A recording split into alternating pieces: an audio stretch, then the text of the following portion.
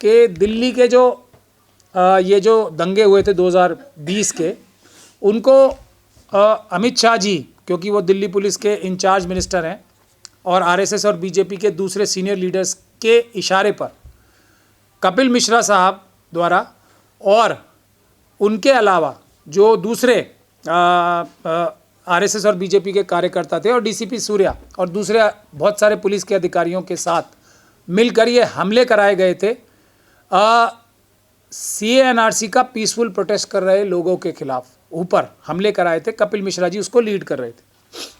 तो और इस काम को टाइमिंग जो चूज़ की थी कपिल मिश्रा जी ने, वो जो ट्रम्प साहब जो अमेरिका के राष्ट्रपति उस समय भी थे और आज फिर दोबारा चुन के आए हैं, उनकी विज़िट के हिसाब से टाइमिंग भी चूज़ की गई थी।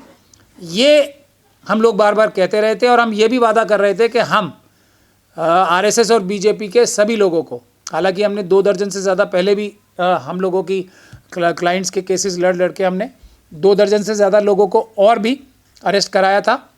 लेकिन जो कपिल मिश्रा जी के बारे में हमने कहा था कि ये और इसके बाद फिर दूसरी कड़ी तक जाएंगे, अल्टीमेटली अमित शाह साहब तक, बाबा साहब डॉक्टर भीमराव अंबेडकर के संविधान से के द्वारा, चाहे कितने भी मुश्किल हालात हों, टाइम ज़रूर लगता है, लेकिन हम लोग इन दोनों के खिलाफ कड़ी कानूनी कार्रवाई करेंगे और दोनों को जेल भिजवाएंगे। उसके वो प्रॉमिस आज काफ़ी हद तक पहला स्टेप तो कपिल मिश्रा जी के खिलाफ बहुत अच्छा ऑर्डर आ गया है और अब उनको जेल जाने की तैयारी कर लेनी चाहिए, क्योंकि अगर ये केस जल्दी डिसाइड हुआ तो वो चाहे जीते या हारे, जेल उन्हें ज़रूर जाना पड़ेगा ये हमले कराने के लिए और उसके बाद हमलों का टाइमिंग भी ट्रम्प साहब की विज़िट के हिसाब से चूज़ करने के लिए।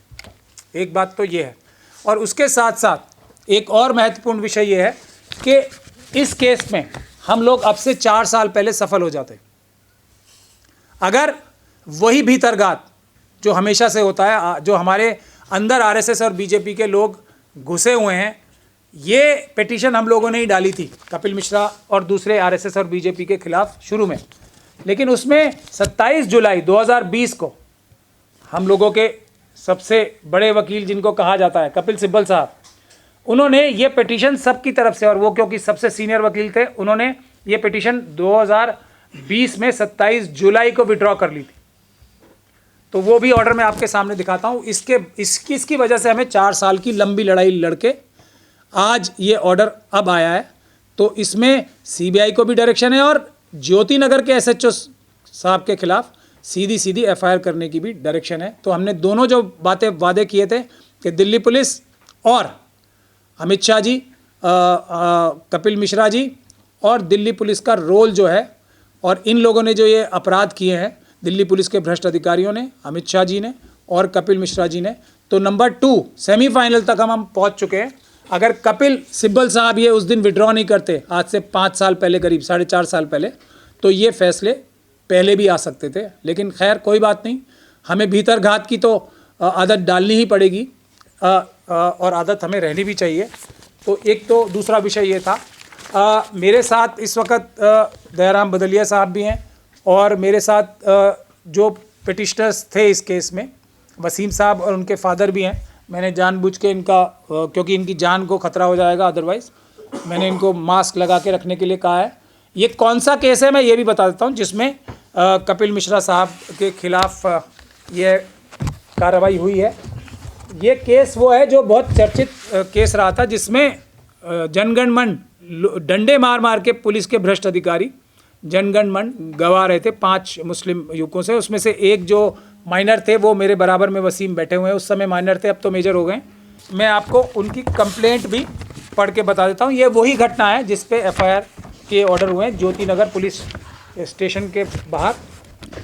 इसमें सबसे जो बुरी बात है वो ये है कि ये छोटे बच्चे का उस समय हॉस्पिटल में डॉक्टर्स ने भी, वो भी आरएसएस और बीजेपी के साथ मिलकर हॉस्पिटल के डॉक्टर्स ने भी इनके साथ ज़्यादती की, इनके बयान नहीं लिखे और इनको और प्रताड़ित किया। मैं आपको कंप्लेंट की थोड़ी सी पोर्शन पढ़ के बताना चाहता हूँ।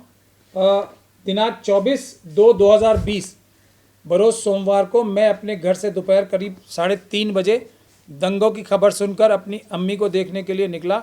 क्योंकि बाहर काफ़ी शोर शराबा हो रहा था। जैसे ही मैं करदम पुल पुरिया के पास पहुंचा तो मैंने देखा कि रोड पर काफ़ी दंगाई इकट्ठा थे और काफ़ी पुलिस वाले भी वहाँ खड़े थे। तो मैं अपनी अम्मी को ढूंढते हुए मोहल्ला क्लिनिक पर अम्मी को देखने पहुँचा तो तभी कपिल मिश्रा, जिन्हें मैंने कई बार टीवी पर देखा है, हाथ में रिवॉल्वर लिए हुए अपने साथियों के साथ आया और वह उसके साथी ज़ोर ज़ोर से नारे लगा रहे थे, देश के गद्दारों को गोली मारो सालों को, और कटवे मुर्दाबाद, जय श्री राम। कपिल मिश्रा के आते ही वहाँ खड़ी भीड़ बेकाबू होने लगी और फिर कपिल मिश्रा को पुलिस ने एक लाउड स्पीकर दिया, जिस पर कपिल मिश्रा ने कहा, इन कटुओं ने हमारी कल की पिटाई से सबक नहीं सीखा है। यानी कि 23 तारीख को भी कपिल मिश्रा जी ने ये कार्य किए थे, उसकी भी ये उनकी कन्फेशन एक तरह से एक्स्ट्रा जुडिशल है। आज हम इनका पूरा इलाज करना पड़ेगा। फिर वह बोला, भाइयों पुलिस हमारे साथ है, और फिर माइक पर नारे लगाए देश के गद्दारों को, और उसके साथी बोले गोली मारो सालों को। और फिर कपिल मिश्रा ने प्रदर्शनकारियों पर कई गोलियां दागी और उसके साथियों ने वह दंगाई, जिनको में से कुछ को मैं सामने आने पर पहचान सकता हूं, ने पत्थर, गोली, पेट्रोल बम इत्यादि प्रदर्शनकारियों पर फेंकने शुरू कर दिया। मैं पूरी कंप्लेंट नहीं पढ़ के सुना रहा हूं, लेकिन इसमें महत्वपूर्ण बात यह है कि कपिल मिश्रा जी का रोल तो मैंने आपको पढ़ के सुनाई दिया।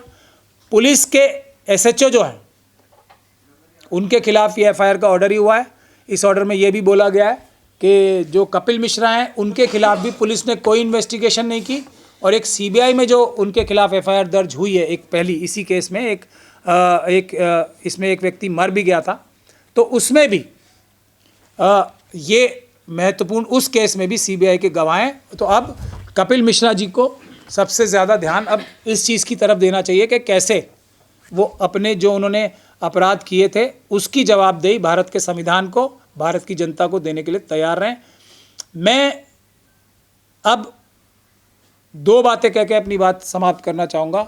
ओवैसी साहब ने ये दंगों के 2 जो मजलूम हैं, मासूम हैं, उनको टिकट देके अपना तो बहुत फ़ायदा उठा लिया उनसे।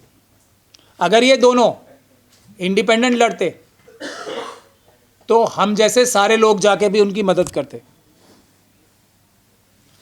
लेकिन ओवैसी साहब ने उनको ये झूठा वादा करके कि तुम्हें वोट मिलने से बरी होने में मौका मिलेगा, बरी होने का मौका मिलेगा, उन दोनों मजलूमों को एक तरीके से फंसाया है।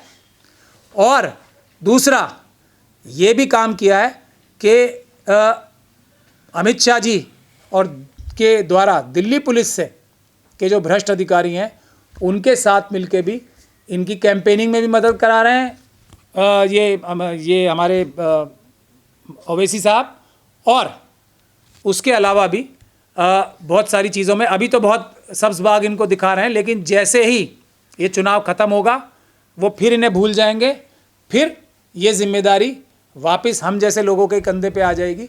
तो मैं ओवैसी साहब से ये कहना चाहता हूँ कि आपने इनको टिकट दिया, अब क्या इनकी कानूनी मदद भी करोगे आप 5 तारीख के बाद? एक तो बैरिस्टर हो आप, तो ये गुजारिश करना चाहता हूँ मैं कि आप 5 तारीख के बाद आएँ। जो आपने पैसे आज तक कमाए हैं उसमें से कुछ हिस्सा वकीलों को भी दें, मुझे नहीं, मैं तो प्रो बोनो करूँगा ये सारे केसेस, और वकील वहाँ कर रहे हैं तो इनकी मदद वैसे करें कानूनी, और आप खुद भी पेश हों, बैरिस्टर साहब हैं। एक उससे भी महत्वपूर्ण विषय एक और है कि हाथरस की बच्ची के लिए भी जो हमारे बड़े बड़े नेता गए थे, उनसे भी मैं गुजारिश करूँगा, इस देश का सबसे विभत्स rape and murder case Hathras की बच्ची का हुआ था, उसमें आके सभी लोगों को बड़ा आंदोलन छेड़ना पड़ेगा। वो परिवार आज भी बंधक बन के रह रहा है, उनकी जान को आज भी खतरा है, और सरकारें दोनों, डबल इंजन की सरकार उनके ऊपर पूरा दबाव आज भी बना रही है।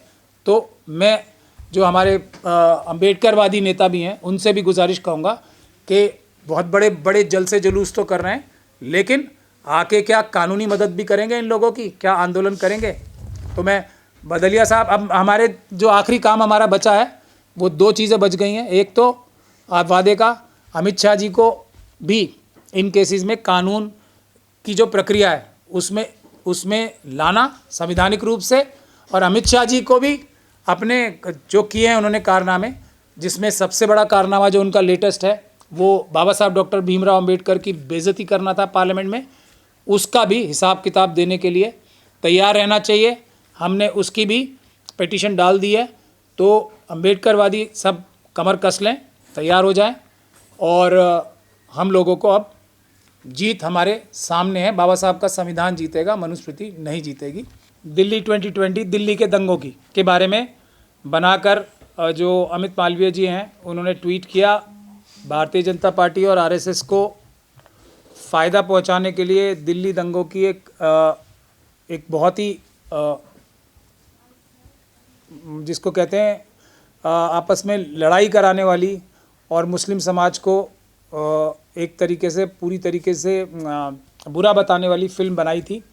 उसको हमने कल हाई कोर्ट से रिलीज़ होने से अभी रुकवा लिया है, और उसमें ऑर्डर ये आया है कि जब तक central board of film certification से परमिशन नहीं ले ली जाएगी तब तक के ना वो सोशल मीडिया पे कहीं रिलीज़ होगी ना दूसरी कहीं जगह रिलीज़ होगी।